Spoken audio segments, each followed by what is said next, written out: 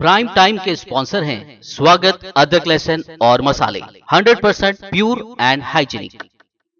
आदाब, मैं Mohammad Amjad Ali. Prime time में आपका खैर मकदम है।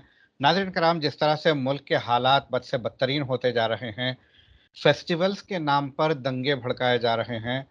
फेस्टिवल एक खुशी का माहौल होता है, सेलिब्रेशन का माहौल होता है। ऐसे सेलिब्रेशन के माहौल को परागंदा किया जा रहा है। दूसरी कम्युनिटी के मज़हबी मकामात के सामने जाकर नंगी तलवारें नचाकर नारेबाज़ी हो रही है। मज़हबी मकामात पर अपने झंडे जो है लगाने की कोशिश की जा रही है। तो ये सारी नापाक कोशिशों की वजह से मुल्क का फ्यूचर बहुत ही तारीक नज़र आ रहा है। ऐसे में जो हिंदुस्तान में मुफक्किरीन मौजूद है, जो इस संगीन हालात का नोट ले रहे हैं और इस पे क्या करना चाहिए गौर व फ़िक्र में लगे हुए हैं। ऐसे ही शख्सियात में एक शख्स हमारे मोहम्मद अदीब साहब हैं, साबिक़ा रुकन राज्यसभा, जो कि लखनऊ से ताल्लुक़ रखते हैं, अब फ़िलवक़्त गुड़गाँव में मौजूद हैं। ये हमसे गुड़गाँव से जुड़े हैं और ये हमें बताएँगे कि मुल्क के हालात क्या हो रहे हैं और इसके ताल्लुक़ से क्या करना चाहिए। मोहम्मद अदीब साहब, आपका बीबीएन चैनल पर खैर मक़दम है। शुक्रिया, बहुत शुक्रिया। अदीब साहब, हाल ही में जो हालात करवटें ले रहा है, किस तरह से तेज़ी से अबतरी आ रही है मुल्क के हालात में, आप इस बारे में क्या कहेंगे? देखिए, ये इसकी तैयारी तो 1923 में आरएसएस ने रख दी थी कि ये मुल्क हिंदू मुल्क बनेगा। जी।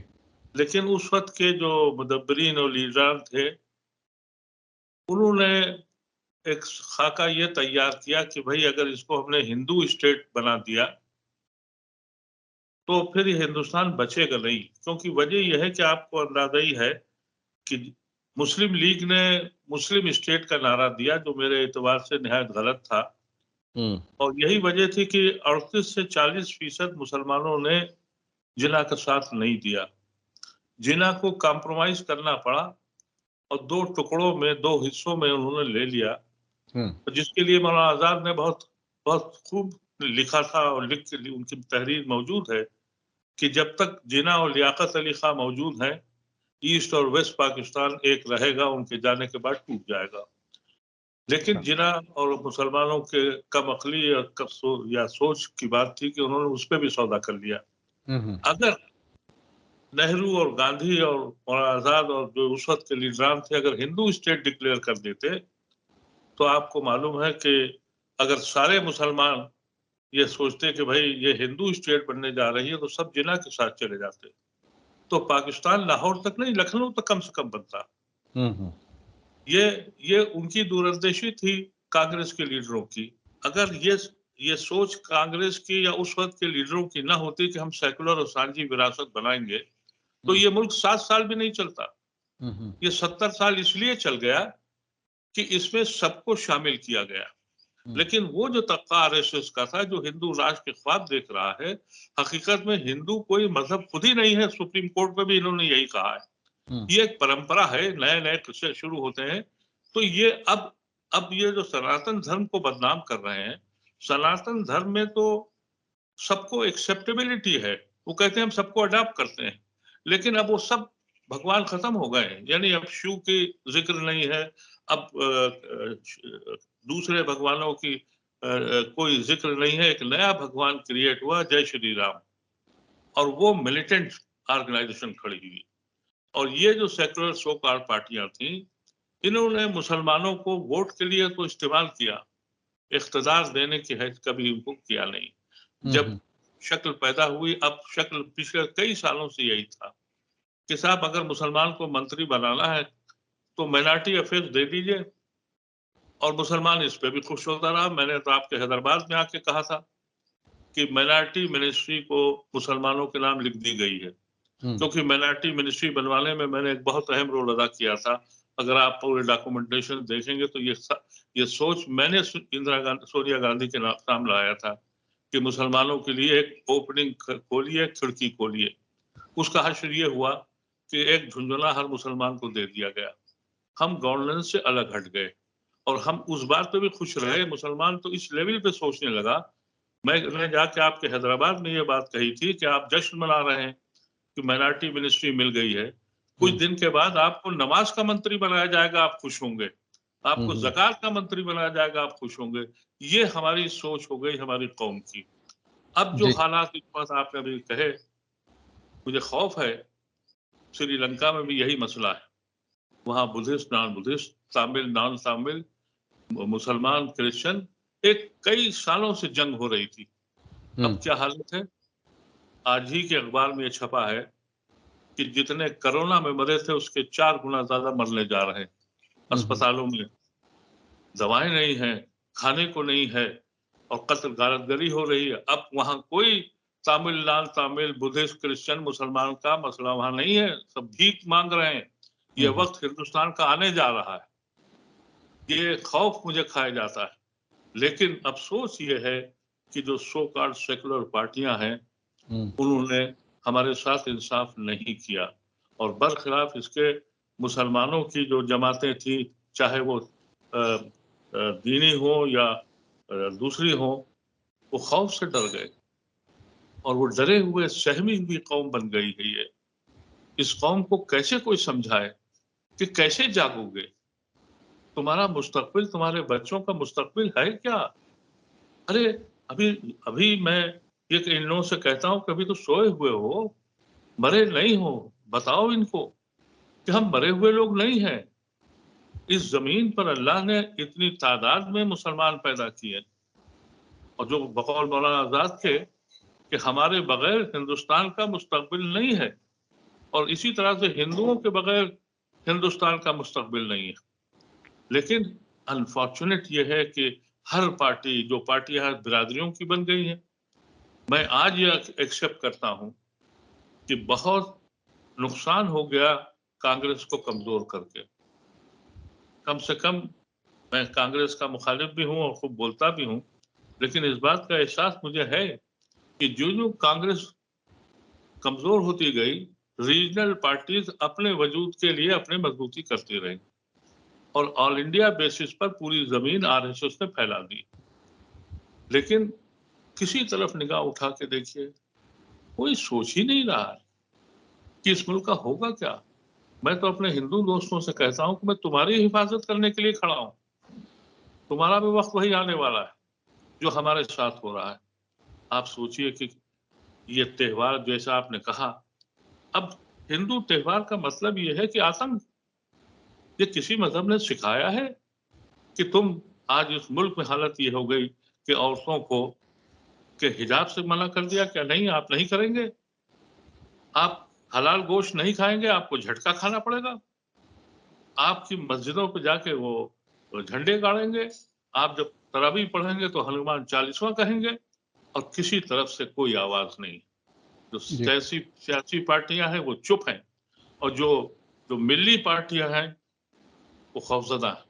जी, जैसा कि ऐसे में आपने बताया कि जी, जो है सियासी पार्टियां अपने अगराज की वजह से खामोश हैं और जी, फिर मिली पार्टियां भी खामोश हैं। और आपने ये भी बताया कि मुसलमान खौफज़दा है, जबकि बिल्कुल मशहूर फिल्मी हिदायतकार महेश भट्ट ने कहा था कि जी। जहाँ इस्लाम है वहाँ डर नहीं, जहाँ डर है वहाँ इस्लाम नहीं। तो क्या मुसलमान इस्लाम से बहुत दूर जा चुके हैं? देखिए, मेरा अपना कहना यह है कि अगर आप में हक बात कहने की हिम्मत नहीं है और गलत को गलत कहना और जुल्म को जुल्म कहने की हिम्मत नहीं है, तो आप अच्छे मुसलमान ही नहीं, अच्छे इंसान भी नहीं है। जी। आप निहायत ही बुज़दिल और नाकारा किस्म के इंसान हैं। अगर मैं मुसलमानों से ये नहीं तवक्को करता कि वो जाके डंडा और फसाद करें और ये करें, लेकिन अपने वजूद का को तो पहचानवाएं कि हम हैं कौन, हम सोई हुई कौम जरूर है, मरे नहीं हैं। जी। ये सब के सब ठीक हो जाएंगे।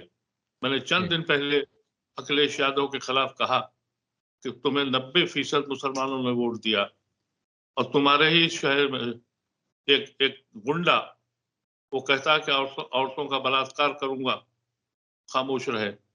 लेकिन अल्लाह का करम है कि बहुत लोगों ने हंगामा मचाया। अब उनकी पार्टी के दर्जनों लोग मुझसे फोन पे कह रहे हैं कि हम हम्म। पार्टी छोड़ देंगे। हम्म। नतीजा क्या हुआ? कल अखिलेश यादव ने पहला ट्वीट किया है। होना तो ये चाहिए था कि सड़कों पे आना चाहिए था इन पॉलिटिकल पार्टीज को, क्योंकि अदालतें खामोश हैं। पुलिस जो है वो मैं समझता हूं कि बजरंग दल की एक फौज है जो वर्दी में घूम रही है। ये बड़ी अच्छी बात है कि आपने आवाज़ उठाई, उसके बाद से अखिलेश की खुद की पार्टी के लोगों ने जो है प्रेशराइज़ किया, जिसकी वजह से अखिलेश बोल पड़े। अगर ऐसा ही मुल्क के तमाम गोशों से आवाज़ उठेगी तो यकीनन मुस्बित नतायज बरामद होने का इम्कान है। जो उलमाए दीन हैं वो इतने सर्द जी मोहरी से क्यों काम ले रहे हैं? देखिए, ये जिम्मेदारी तो उन्हीं की थी, लेकिन हमने क्या किया, हमारे यहाँ जो पढ़ा लिखा मुसलमान है वो बड़े बड़े ओहदों पे जाके उसने रिटायरमेंट के बाद अपनी जिंदगी ऐश व आराम से गुजारी। मैंने आपके हैदराबाद में भी ये बात कही थी और कई महीनों सालों से कह रहा हूँ कि जो पढ़े लिखे दानिश्वर हैं वो एकजुट होकर क्यों नहीं बैठते, क्योंकि जो कौम अपने मुस्तकबिल का खाका तैयार नहीं करती वो जवाल की उस सतह पे होती जहां हम खड़े हैं। इसके बाद कोई सतह नहीं, बिल्कुल आखिरी सतह पे खड़े हैं, क्योंकि हमारा दानिश्वर जो है वो अपनी जिंदगी में मस्त है। और जो जो लोग इतनी समझ के नहीं है वो खौफजदा है। अगर ये जमातें ये काम करती तो मैं समझता हूं कि, लेकिन वो सब के सब खामोश हैं। हैरत अंगेज बात है, लेकिन अब कोई इससे बुरा हाल नहीं होने वाला है। अगर अभी भी, और मैंने अपील की है और मैं सबसे कहता हूं और आपके चैनल के जरिए भी कह रहा हूं, अल्लाह के वास्ते एक सर होके बैठिए, 150 2000 जो भी हैं बैठिए, सर बैठ के अपने बच्चों का मुस्तकबिल के बारे में सोचिए। अगर आपने नहीं किया तो आपकी कौम जो है वो बचने वाली नहीं है, क्योंकि ये जो कॉन्सेप्ट है ब्राह्मणवाद का, इन्होंने जिंदगी भर अपने ही कौम के लोगों को जूती पे रखा और कहा ये शूद्र है। अब वो तो पढ़ गए, उनमें एहसास पैदा हो गया, अब उनको एक दूसरी कौम चाहिए जो उनके जूते उठाए, और अनफॉर्चुनेटली ये कौम तैयार है, सोई हुई है। तो इनके जो गुरु हैं जिनको ये अपना आइडियोलॉग मानते हैं, चाणक्य ने यही कहा था कि अगर हुकूमत करनी है तो एक मुखालिफ खड़ा करो, एक दुश्मन पैदा करो। तो उन्होंने एक दुश्मन पैदा कर दिया है, और वो दुश्मन जब ये वोट डालने जाते हैं तो उसको मियाँ की तस्वीर दिख जाती है। इस मुल्क की बर्बादी की शाहिद वजह से मुसलमान दिखता है, और उसी वजह से जो दूसरी पार्टियां हैं वो उस बात को नहीं बताती कि हिंदुस्तान किस तस्वुर पे बना था।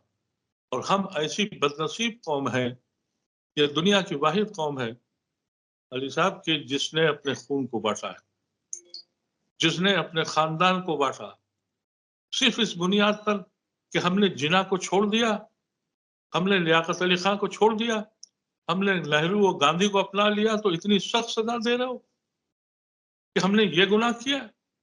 अरे हमने तुम्हारे हिंदुस्तान के तस्वुर को कायम किया था। आज चलते हुए डर लगता है, नाम पूछते हुए डर लगता है। हमने कभी 77 साल की उम्र में कभी ये महसूस नहीं किया। रातों की नींद उड़ जाती है जब सोचता हूं कि मेरी कौम को हुआ क्या है।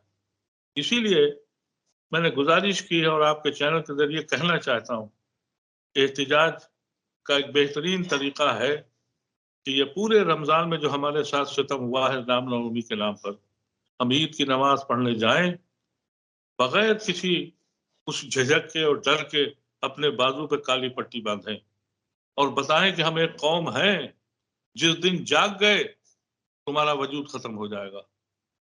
और अगर मुसलमानों ने ऐसा किया, उसके असरात, मैं एक बहुत ही मामूली इंसान हूं, लेकिन हालत यह है कि अब मुझे ऑफिशियली ये कहा जा रहा है कि साहब आपका प्रोग्राम क्या है, मुझसे यानी इंतजामिया के लोग पूछवा रहे हैं। तो अगर सिर्फ एक मामूली इंसान, और अगर ये दानिश्वर हजरात एक साथ ऐलान कर दें और उलमा कराम ऐलान कर दें, और उसके बाद मैं ये चाहता हूं कि पूरे हिंदुस्तान से अभी तक अल्लाह का करम है कि बहुत से ऐसे हजरात ने साथ देने की कोशिश करी है जो कभी बहुत सीनियर पोजीशन पे गवर्नमेंट ऑफ इंडिया में रहे हैं, जजेस रहे हैं, फौजी रहे हैं। उन सब के दिल में वही बात है जो मेरे दिल में है, और सब इकट्ठा होना चाहते हैं। और मैं ये समझता हूँ कि अल्लाह ताला शायद इस रमज़ान में हम मुसलमानों को सोचने और समझने की तौफीक दे दे। आमीन। ये जो आपने चंद लोगों को, दानिश्वरों को सर जोड़कर बैठने की बात की है, ये अक्सर ये कहा तो जाता है, मगर इसको अमली जामा पहनाना काफ़ी मुश्किल है। ये कैसे मुमकिन होगा? देखिए, अगर आप खड़े होंगे तो ज़ाहिर है, मैंने तो ज़्यादातर पुराने लोगों को दावत दी, तहरीक चलती है नौजवानों से। जी। आज का नौजवान उतना ही बेचैन है, उसको सिर्फ सिम्त दिखानी है।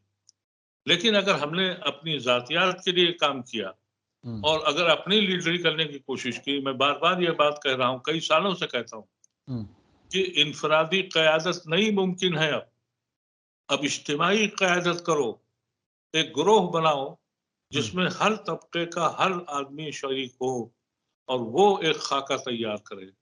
ज़िंदगी सिर्फ इलेक्शन लड़ना ही नहीं है, सियासत के माने सिर्फ ये नहीं है। यहूदी इलेक्शन नहीं लड़ता, पूरी दुनिया पे हुकूमत करता है। जी, वो बन जाओ जी, कि तुम इन्हीं से लड़ाई कराओ। जी। और मैंने आपने ये बात कहा पिछले इलेक्शन में भी कही थी यूपी में कि अगर सेक्युलर पार्टियां आपस में मिलकर लड़ने को तैयार नहीं है, तो तुम्हारा ये आखिरी इलेक्शन होगा, तुम बाइकाट कर दो। फिर लड़ाई हिंदू मुसलमान पे नहीं होगी, रोजी रोटी पे होगी। लेकिन हुँ, मुसलमानों के दिमाग में एक चीज भर दी गई है कि इलेक्शन जो है वो एक जश्न है, एक मेला है, एक एक यानी आप समझिए कि जाने क्या चीज है, ईद है, बकरीद है, क्या है, मस्त है उसमें। हुँ, और ये अखिलेश यादव किसी कीमत पे नहीं माना। मैंने ममता बनर्जी की पार्टी से, मैंने लालू से, मैंने कांग्रेस से, कोई जमात ऐसी नहीं थी जिससे मैंने रिक्वेस्ट जाके न की हो, भीख मांगी जाके, कलकत्ते तक गया कि आप लोग मिल जाइए हुँ, और मिल के ये इस तूफान को रोकिए, क्योंकि यूपी आखिरी इलेक्शन होगा। और यूपी इलेक्शन के बाद शुरू में तो लोगों ने कहा ये जो बेहूदगी हो रही है, ये इलेक्शन के लिए हो रही है। नहीं, इलेक्शन तो खत्म हो गया। ये ये अब वो तसव्वुर जो इनके पास करीब आ गया कि हम राज करेंगे, बगैर ये सोचे हुए कि हिंदू राष्ट्र अगर कहीं वो गांधी और नेहरू मान गए होते तो फिर जिन्ना कामयाब हो जाते। शायद जिन्ना को तसव्वुर भी यही था कि हैदराबाद बाद में मिल जाएगा, फलाना मिल जाएगा और सारे स्टेट मिल जाएंगे, ये आपस में लड़ेंगे। हुँ, हुँ, ये चतुर कौम है, उसने आपको हमेशा से दबाया और बहुत खूबसूरती से एक गुलदस्ता तैयार कर दिया जिसमें कहा कि हम सब लोग एक हैं। ये जो ठीक। जाहिल कौम आ गई है, ये जाहिलों की हुकूमत है। तो मैं इस मुल्क के मुस्तकबिल से बहुत घबरा गया हूँ। जी, श्रीलंका आपके सामने है। जी, पाकिस्तान में इमरान खान सिर्फ इसलिए हटा दिए गए कि महंगाई, गिरानी और जो जो इन्फ्लेशन हुआ, उससे ज्यादा हिंदुस्तान में हो चुका है। हुँ, आज हिंदुस्तान उससे बुरी हालत में है, लेकिन सड़कों पर इसलिए नहीं आ रहा है कि पहले मियाँ को निपटा दिया जाए। जब मियाँ को, ये तो काम उसका है कि मोदी मियाँ को ठीक कर रहे हैं।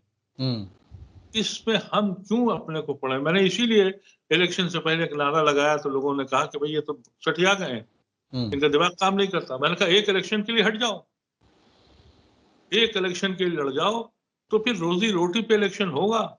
फिर पंडित ठाकुर से पूछेगा और ठाकुर बनिए से पूछेगा और दलित उनसे पूछेगा। लेकिन अभी तो तुम कैटलिस्ट हो, हुँ, हुँ, लेकिन नहीं माने। नतीजा आपके सामने है। और अगर आप उनसे कहेंगे तो नहीं मानेंगे। अब तो लोग कह रहे हैं कि साहब, एक साहब मुझे, आपके आपके यहाँ के बहुत बड़े लीडर हैं, वो वैसी साहब, उनके वालिद से भी हमारे ताल्लुकात थे। वो डॉक्टर जी, फरीदी मरहूम के साथ मैं भी जुड़ा हुआ था, वो भी थे। जी, मैंने उनसे ये बात कही ओवैसी साहब से, लेकिन उनका नहीं, हम अपनी पार्टी बनाएंगे। 80% से के नाम से वो इलेक्शन लड़ रहे हैं। वो कह रहे हैं हम 80% 20% का इलेक्शन लड़ रहे हैं। तो आप कैसे जीतेंगे? एक बार इनको खुद लड़ लेने दीजिए। जिस कौम में कह दिया हो अल्लाह ने, जिस कौम को मानते हो कि एक कुरान को, एक रसूल, आखिरी रसूल को, और एक उम्मत की बात करते हो, वो तो बिरादरियों में बढ़ चुका है, वो मसलकों में बढ़ चुका है। एक वो मजहब जिसका हर चौथा आदमी का एक डिफरेंट भगवान है, वो हमसे जुड़ गया, वो हमारी वजह जुड़ा। हम ला इलाहा इल्लल्लाह कहने वाले लोग हमने अपने को बांट दिया है। इससे ज्यादा दर्दनाक चीज अली साहब क्या होगी। जी, आपने कहा कि अब इनफरादी क़यादत नामुमकिन है, ग्रोह की शक्ल में आना चाहिए। मगर कोई भी जब ग्रोह होता है, वो ग्रोह आगे बढ़े, कारवान आगे बढ़े, उसके लिए उसका कमांडर भी तो होना पड़ेगा ना? देखिए, बिल्कुल आपकी बात दुरुस्त है। मैं ये नहीं कहता कि सारे मसाइल हल हो जाएंगे, और बहुत से लोग ऐसे भी होंगे जो इस प्लेटफॉर्म से कूद कर आगे फोटो खिंचाना चाहेंगे। बहुत से लोग ऐसे भी होंगे जो जाकर दूसरी जगह बता भी देंगे।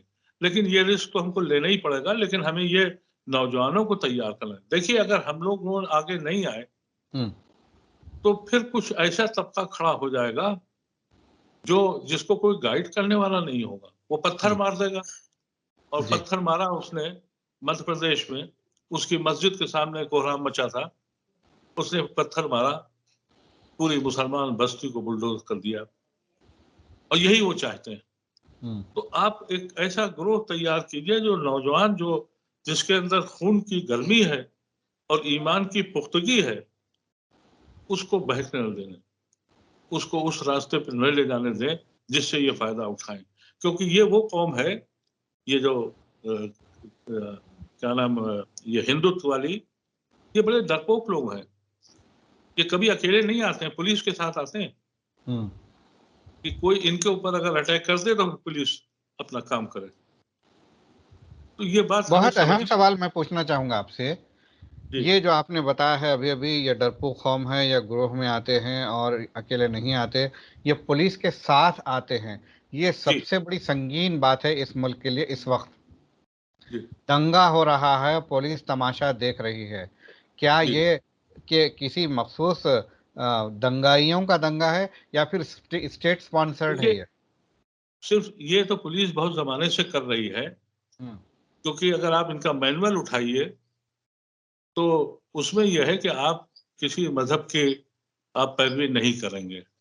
कोई थाना ऐसा, मैं हैदराबाद के बारे में नहीं जानता हूँ, लेकिन यूपी और दिल्ली में देखता हूँ, कोई थाना ऐसा नहीं है जहां मंदिर ना हो, नमाज पढ़ने की इजाजत नहीं है। वो क्लियर कट वहां मंदिर होता है और वहां से पूजा होती है। हमें इससे कोई एतराज भी नहीं, जो जिस मजहब पे वो रहे। लेकिन मिलिटेंट मजहब बनने का जो तस्वुर है, उस पे ये इसलिए हो रहा है। आप अदालतों को क्या कहेंगे जब अदालतें खामोश हो जाएं, और जब अदालतें अपने अपने हक को भूल जाएं, जबकि वो मुंसिफ हैं, वो नुमाइंदे हैं इस जमीन पे अल्लाह के, इंसाफ करना उनकी ड्यूटी है, उनको सुनाई नहीं पड़ता है। कोई ऐसा मुकदमा मुझे बता दीजिए, यानी एक एक जर्नलिस्ट आप ही की बिरादरी का, वो मथुरा में, वो हाथरस में एक लड़की के साथ रेप हुआ था, केरल का, वो उसको आज तक जेल में बंद है। हुँ, अर्नाब गोस्वामी के लिए छुट्टी के दिन खोल के दे दिया गया, और फिर हम कहें कि बड़े फख्र से कहो कि हमें बड़ा नाज है। मुझे नाज नहीं हुँ, है, मुझे शर्म आती है। मैं कहता हूं कि मुझे शर्म आती है कि ऐसी अदलिया हमारे पास है, उसको सुनाई नहीं पड़ता है। 370 जिसकी वजह से कश्मीर में यह हंगामा मचा हुआ है, आज 2.5 साल हो गए, पेश नहीं हुआ, उनको सुनना नहीं है। बाबरी मस्जिद 32 साल 28 साल के बाद फैसला हुआ, जब पूरा हिंदुस्तान तबाह और हो गया और जंग आलूद हो गया और नफरत बढ़ गई, तो फैसला हुआ। 370 इतना अहम मसला था कि भाई ये लीगल है या इलीगल है, किस्सा साफ हो जाए। हुँ, लेकिन नहीं, वो सुप्रीम कोर्ट के पास अभी आवाज नहीं पहुंची। तो ऐसे कोई भी मुकदमा आप देख लीजिए, यानी हिजाब के मसले पर कई सौ बच्चियां इम्तिहान नहीं दे पाई, और हाई कोर्ट ने यह कहा ये अभी इतना इंपॉर्टेंट नहीं है। और साइमल्टेनियसली कलकत्ते में दो ग्रोह में, पॉलिटिकल ग्रोह में, टीएमसी और बीजेपी के लोगों में झगड़ा हुआ, सोमो मोटो ले लिया, सीबीआई हुँ, इंक्वायरी शुरू हो गई। हुँ, ये जिस आदमी ने ये कहा खड़े होके कि हम बलात्कार करेंगे मुसलमान औरतों का, हुँ, क्या अदालत की जिम्मेदारी नहीं थी? हमें शिकायत तो अदलिया से है। कोई इंस्टीट्यूशन बचा है ऐसा जिसको इस कॉन्स्टिट्यूशन की थोड़ी सी भी इज्जत रखने की ख्वाहिश हो या फिक्र हो? पड़ाक से उड़ा दिए इसके। लोग कहते होंगे मैं तो अब बहुत एलानिया कहता हूं कि मुझे फख्र नहीं है। जब होगा अदलिया किसी पे भरोसा उठ जाए, जब अदलिया पर भरोसा उठ जाए, तो फिर करे तो क्या करे सिटीजन्स? मैं मैं यही तो कह रहा हूं आपसे कि ये जो वक्त है हिंदुस्तान का, अगर अभी भी नहीं जागे लोग, हम्म, और इसीलिए मैं मुसलमानों से ये कहता हूं कि अब आपको कहीं, हालांकि शुरू में मैं हमेशा कहता था, मैंने खुद ही तो केस दायर किया। अभी मैं आपको मेरे ऊपर यहाँ गाजियाबाद गुड़गांव में मुकदमा कर दिया 153 का, और ये कहा कि साहब ये तो जमीन ग्रैब करने गए थे और बवाल करने गए थे। हम्म, मैं वहां था भी नहीं, मुझे मालूम भी नहीं था। जब मुझे पता लगा तो मैंने सरकार के ऊपर मुकदमा दायर कर दिया, और मैंने कहा कि आप ये मुकदमा हटाइए, FIR हटाइए और माफी मांगिए। तो जब डेट लगी, 1 महीने 1.5 महीने के बाद तो सुनवाई हुई। डेट लगी तो पुलिस ने क्या किया कि वहीं अदालत में कहा कि हमने इनका नाम गलती से डाल दिया था, निकाल दिया है। हम्म, अब जज से जब हमारे वकील ने कहा साहब इस आदमी की 36 अखबारों में फोटो छपी है कि लैंड ग्रैबर है, जिसके ऊपर आज तक जिंदगी में FIR नहीं हुई, तो जज साहब कहते हैं अरे नाम तो हट गया, अब क्या फायदा। अब आप बताइए, जब बहुत बहस की तो वो यही कहते रहे भाई पुलिस ने ऑलरेडी हटा लिया है, यानी आप हमें सरेआम जूते मारे, हम्म, अदालत कहे भाई वो गलती हो गई है, माफ कर दीजिए इनको। हम्म, अगर हम कर देते, उस आदमी ने जैसे झूठी FIR की, हमने कहा उसके खिलाफ एक्शन ले लीजिए, हम्म, अभी तक उसको फैसला नहीं हुआ, तो आप क्या करेंगे। सुप्रीम कोर्ट में मैंने यही दरखास्त लगाई कि भाई यहाँ पर नमाज पढ़ने की इजाजत पुलिस तो रोक सकती है, चंद गुंडे रोक रहे हैं, और सुप्रीम कोर्ट की यह रूलिंग है कि अगर किसी जगह कोई आदमी या कोई गिरोह लॉ एंड ऑर्डर ब्रेक करता है और पुलिस एक्शन नहीं लेती है तो कंटेम्प्ट ऑफ कोर्ट होता है। यह 2018 का जजमेंट है सुप्रीम कोर्ट का। उसी के हवाले से हमने मुकदमा दायर किया कि ये 8 जुमों से नमाज पढ़ने नहीं दे रहे हैं मुसलमानों को, ये चंद लोग हैं, इनकी ये फोटो हैं और उनकी वीडियोज हैं। जी, उस पर तो उन्होंने कहा कि बिल्कुल इमीडिएट सुनेंगे। 6 हफ्ते हो गए, वो जी, कभी भी नहीं सुना जाएगा, क्योंकि उसमें सरकार की जिम्मेदारी बनती है कि आपने 8 महीने तक लॉ एंड ऑर्डर कैसे शुरू करे। तो फिर ठीक, आप हमसे कहें कि आपको बड़ा फख्र है, हमें तो नहीं है फख्र भाई। हम कहते हैं कि भाई ठीक है, जो भी आपको करना कहिए, हम जबान से कह देंगे, मेरा दिल नहीं मानता है। ठीक। मेरे दिल की आवाज ये है कि इंसाफ नहीं मिल रहा है। अदीब साहब, हमसे बात करने का बेहद शुक्रिया। कि मैं आपका बड़ा मशहूर हूँ। मैं चाहूंगा कि आपके चैनल से आप इसको, मेरी बात उन तक पहुंचाइए, काश उनके दिल में ये बात समझ में आ जाए कि तुम मरे हुए नहीं सोए हुए लोग हो, एक बार जागो। जागने का मतलब ये नहीं है कि किसी से इंतकाम लो, अपनी ठीक, शिनाख्त बना लो, अपनी ठीक, हैसियत को पहचानवाओ। तुम 20 करोड़ हो, तुम्हारे बगैर हिंदुस्तान का तस्वुर मुमकिन नहीं है। लेकिन अगर ठीक। तुम जाग गए, नहीं जागे तो गुलामी तुम्हारी किस्मत में लिखी है। बहुत बहुत शुक्रिया। बहुत शुक्रिया। तो नाज़रीन, ये थे मोहम्मद अदीब साहब, साबिक़ा रुकन राज्यसभा, जिन्होंने मौजूदा मुल्क के हालात, शुरू से तस्वीर इन्होंने खींची है और मौजूदा दौर में जिस हालात से मुल्क गुज़र रहा है, अदलिया पर भरोसा नहीं, पुलिस की मौजूदगी में दंगे हो रहे हैं। ऐसे में नौजवान की पीढ़ी उठ खड़े होना चाहिए, दंगा नहीं करना चाहिए, मगर अपनी शिनाख्त को मनवाना चाहिए, आपके वजूद को मनवाना चाहिए। ये बहुत ही असर्टिवली इन्होंने कहा है। अब देखना यह है मुल्क के किन किन गोशों तक आपकी बात हमारे चैनल के ज़रिए पहुंचती है और लोग इसका क्या नोट लेते हैं और किस तरह से अपने आप को तैयार करते हैं मुल्क की हिफाजत में। हमें दीजिए इजाज़त। शब बख़ैर। शुक्रिया, बहुत बहुत शुक्रिया।